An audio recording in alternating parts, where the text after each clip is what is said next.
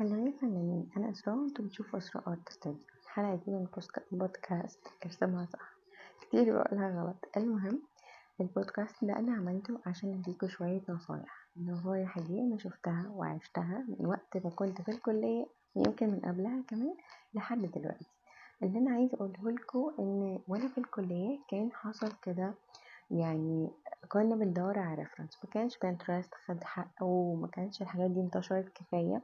فكنت بحاول ان انا ادور على ريفرنس كويسه ويبقى ليا مرجعيات. بس احنا دايما كان عندنا فكره المرجع يكون في المكتبه، يعني كنا بنروح المكتبه نسرش، نروح مثلا المتاحف، الحاجات دي كلها. وطبعا كل الناس اللي درست في فنون جميله، في تربيه فنيه، فنون تطبيقيه، كل الحاجات دي هنلاقوا ان هما بيروحوا اماكن عشان يذاكروا منها الكادرات في التصوير والخزف ويرجعوا الريفرنس والنحت والحاجات دي كلها. بس انا مش عايزه اطول عليكم في الفكره دي. انا اللي انا عايزه اقوله لكم دلوقتي ان جات لي نصيحه من دكتور في الكليه، قال لي اسراء خلي معاكي نوت بوك صغيره، يعني لو قريب اجيبه لكم دلوقتي. بصوا كده،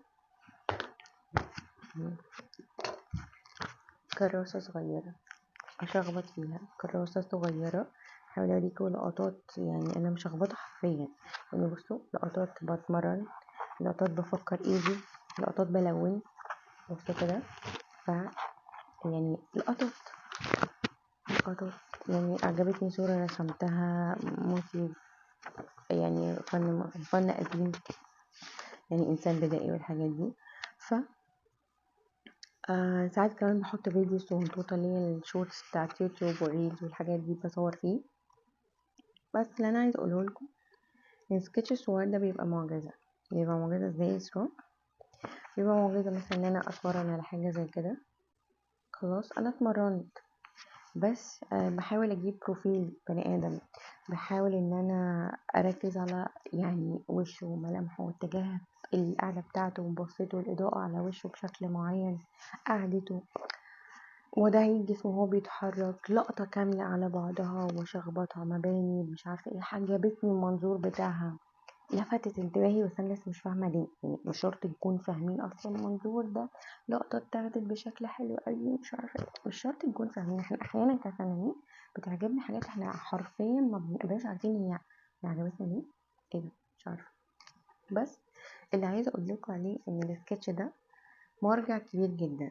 مرجع ازاي اسراء؟ ده مجرد سكتش صغير؟ لا، هو السكتش ده ومع اي قلم هيكون ريفرنس ليك ترجع ليه، لموتيفز، لليونت، لقطات، اي كادرات، بورتري، حاجات كتيرة قوي، حاجات كتير، يعني تصميمات خزفية، كل حاجة، حتى طرق تظليل. لو انت اندمجت بقى شوية مع البورتري في الطريق للبيت، ولا حتى وانت قاعد بتتفرج على التلفزيون اندمجت شوية وظللت في السكتش اللي انت بتعمله، انت طريقة التظليل دي اصلا ممكن ترجع لها. يعني هوريكم دلوقتي طريقة التظليل انا بحبها جدا، لان حرفيا انا كنت بعملها وانا سرحانة. يعني يا رب يكون واخد حقه. لقطة الست دي انا خدتها من كادر، من واحدة بس، عنصر واحد بس، يعني الكاركتر نفسه واللي هي شايلاه. بصوا، يعني انا بحبها جدا. ودي انا خدتها في مكالمة تليفون تقريبا، قعدت ارغي وسرحت. بحب الطريقة اللي انا رسمتها بيها قوي، وبحس ان كان جواها مشاعر. فالسكتشات انا بشوف ان قد ما بتكون فيها حرية، وقد ما بيكونش فيها تركيز كتير على تفاصيل وحاجات مش ظابطة قوي معانا، بس السكتشز يا جماعة بتكون فيها مشاعر كتير قوي. فاحنا ممكن جدا بالمشاعر دي وبالسكتشز دي نطلع لوحات هايلة. فدايما ندير على تفاصيل وحاجات مش ظابطة قوي معانا، بس السكتشز يا جماعة بتكون فيها مشاعر كتير قوي. فاحنا ممكن جدا بالمشاعر دي وبالسكتشز دي نطلع لوحات هايلة.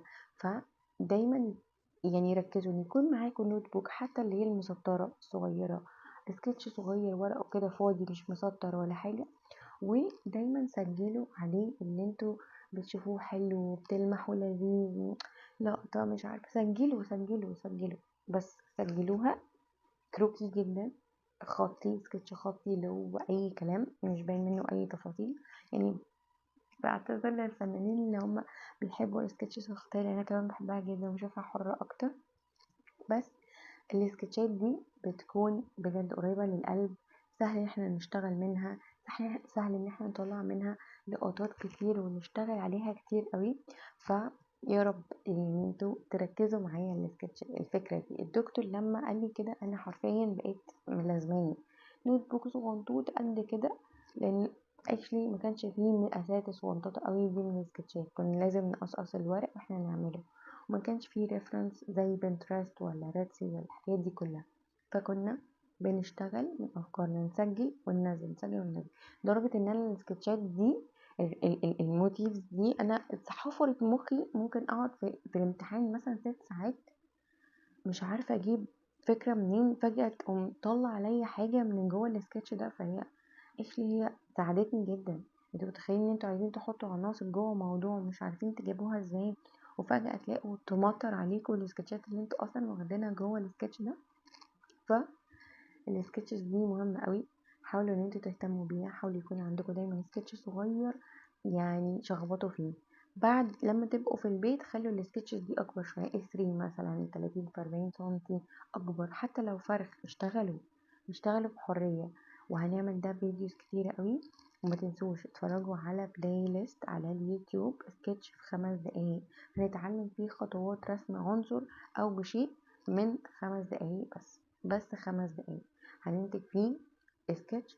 هنتعلم ازاي نستخدم اكتر من خامة واحنا بنعمل سكتشز سريعة عشان نجرب نفسنا، متبقاش بخامات نقدر نمسحها او نلعب عليها.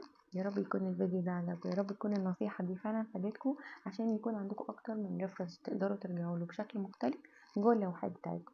وكمان تتعلموا ازاي تعملوا سكتشات خطية كروكي تحضيرية للوحات الكبيرة او للمشاريع الكبيرة وانتوا جوه الكليات، او حتى لو هتعملوا منها بس. بس انا دايما كان كده، دي كانت طريقتي. حتى لما اشتغلت الهوم اكسسوري والرسم على اللبس والحاجات دي كلها كان دايما عندي سكتشات. يعني انا في تصميمات بتاعتي انا ما حدش لعب فيها خالص، مش بس اضفت لها خامة، مش بس يعني حرفت في الوانها، لا، انا التصميم بتاعي انا مش بتاع حد، انا اللي اشتغلت عليه.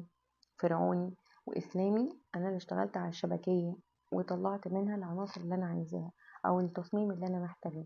ففكروا في الفكرة كويس، خلوا دايما معاكم سكتش، عشان السكتش الصغير ده بجد سكتش معجزات. يا رب يكون الفيديو عجبكم، ما تنسوش شوفوا بلاي ليست سكتش في 5 دقايق، وما تنسوش شوفوا البودكاست الاولاني لان فيه نصايح كتيرة قوي. اشوفكم على خير يا فنانين، قولوا لي فكرة البودكاست عجبتكم ولا لا.